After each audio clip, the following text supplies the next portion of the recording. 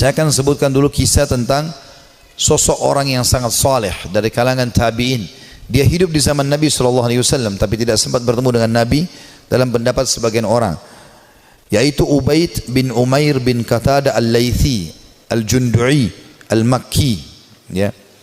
Orang ini sangat saleh, luar biasa. Sampai di Mekah itu kalau ada orang yang menganggap dirinya ya, lemah imannya, pasti datang kepada dia, ya, kepada Ubaid ini rahimahullah. Orang ini sangat luar biasa keimanannya. Ada sebuah kisah dinukil oleh Ibnu Qudamah. Kisah Ibnu Qudamah dinukil tadi, kisah Tha'labah. Ini dinukil dalam sebuah kisah di sebuah buku, ya.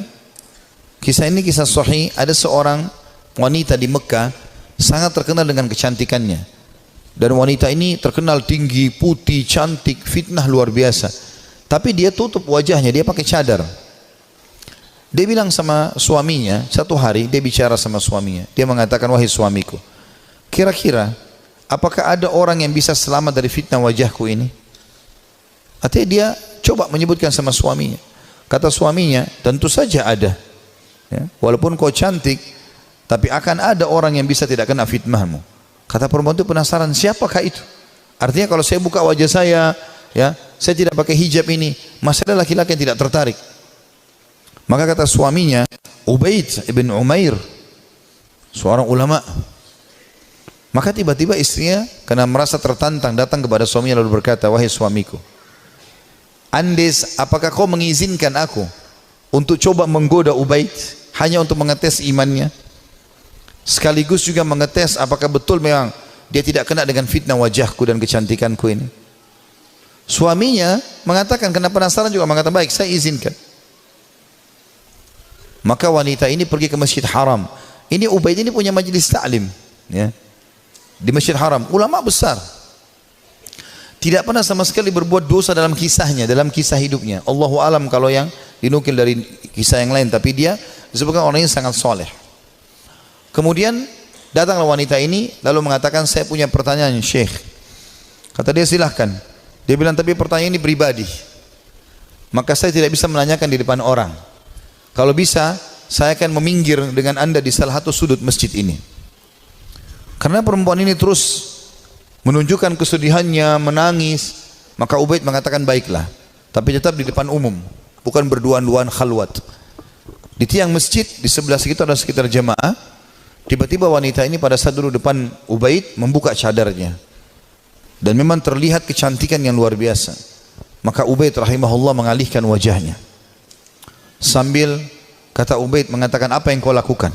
Bukankah kau bertanya, kenapa kau membuka cadarmu? Dia mengatakan, sebenarnya wahai Syekh Ubaid, saya mencintaimu dan saya menyukaimu. Maka aku datang untuk menawarkan diri. Maka Ubaid mengatakan, dan aku tinggal tunggu jawabanmu.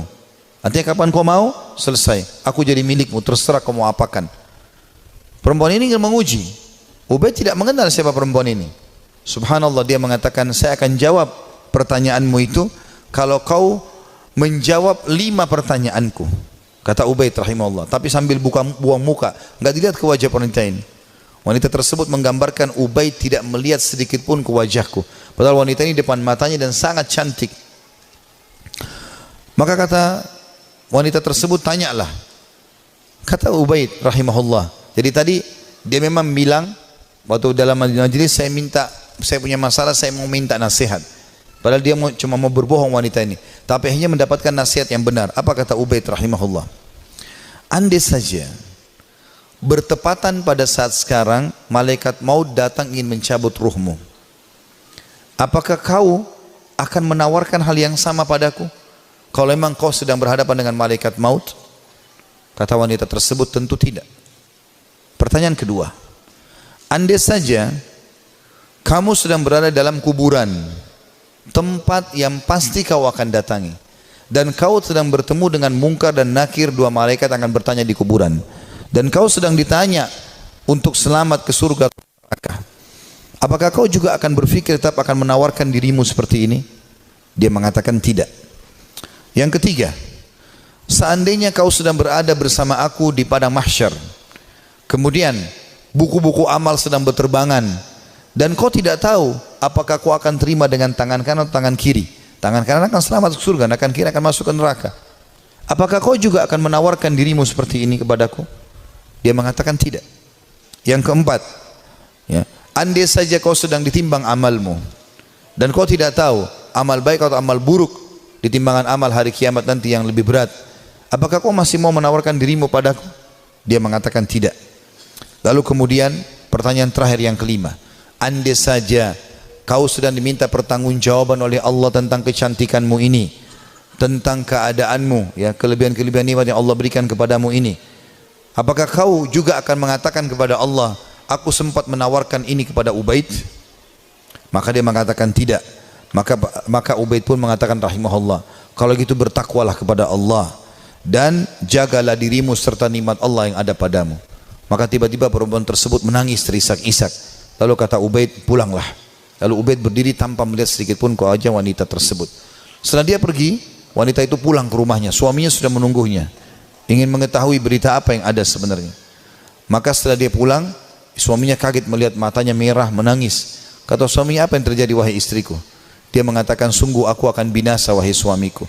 Aku tadinya niat ingin bermaksiat kepada Allah, Allah meluruskanku justru melalui Ubaid. Dan sungguh Ubaid adalah orang saleh. Dan semenjak hari itu perempuan itu tidak pernah dandan lagi sama sekali sampai ajal datang menjemputnya. Teman-teman sekalian, orang yang saleh, orang yang tulus kepada Allah subhanahu wa ta'ala, memang orang-orang yang justru tidak mudah tergoda. Kalau antum hanya sekedar dengan godaan sedikit mudah tergoda, itu masih orang biasa. Tapi kita harus menjadi orang yang luar biasa memang. Tidak boleh mudah tergoda. Allah subhanahu wa ta'ala menyebutkan tentang ahli surga di dalam firman-Nya pada saat mereka masuk ke dalam surga nantinya di hari kiamat. Itu disebutkan malaikat akan masuk dari semua pintu-pintu istana mereka dan mereka akan berkata para malaikat, salamun alaikum bima sabartum fa ni'ma uqbad dar. Selamat buat kalian, keselamatan buat kalian atas kesabaran kalian, dan ini sebaik-baik tempat untuk kembali, surga maksudnya. Kata ulama tafsir, yang dimaksud dengan makna malaikat akan berkata, ya, selamat atas keselamatan, atas kesabaran kalian, karena mereka sabar dalam 3 hal. Ini butuh kesabaran teman-teman sekalian. Yang pertama, sabar dalam mengerjakan ketaatan. Untuk bangun sholat, untuk tutup aurat, mencari pendapatan halal, ya, itu semua butuh kesabaran.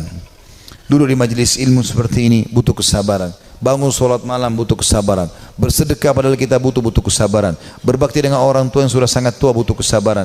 Konsisten dengan kejujuran butuh kesabaran. Perjuangan semuanya butuh sabar. Ini sebab masuk surga karena kesabaran. Yang kedua, sabar dalam menolak kemaksiatan. Jadi semua kita di sini yang hadir punya peluang berzina, punya peluang berbohong, punya peluang melakukan semua dosa. Bukankah sekarang di zaman kita fitnahnya sangat besar? Di handphone kita bisa masuk penawaran zina dengan sangat mudah. Bukankah sangat mudah kita untuk riba, menipu, mencuri, apa saja? Tapi subhanallah butuh kesabaran. Sabar dalam meninggalkan kemaksiatan. Sabar. Dan kata ulama, beda pahalanya antara orang yang meninggalkan maksiat karena dia tidak punya peluang. Misal dia cuma sepintas lihat spanduk ajakan untuk ke diskotik, atau dia ada penawaran apa, lalu dia bilang, ya saya nggak suka, cuma sebatas itu. Beda pahalanya dengan orang yang sedang bergejolak godaan yang luar biasa. Jadi misalnya memang lagi ada lawan jenis yang mengganggu dia, kemudian dia bergejolak juga ingin mengikuti hawa nafsunya, itu beda pahalanya. Nabi Yusuf alaihissalam waktu digoda oleh wanita istri raja yang ratu Mesir, itu Allah mengatakan, walaqad hamma bihi wa hamma biha laula ar-ra'a burhana rabbi. Ya, Yusuf sudah cenderung sama perempuan itu cenderung pada Yusuf. Artinya Nabi Yusuf alaihissalam manusiawi, tapi beliau coba berusaha menghindar, sabar, menghindar terus sampai akhirnya Allah SWT berikan tanda-tandanya, akhirnya selamat dari godaan tersebut. Gitu kan? Artinya kesabaran di sini butuh ekstra pada saat ada peluang untuk berbuat dosa itu. Dan yang ketiga, sabar dengan cobaan harian. Sabar dengan cobaan harian.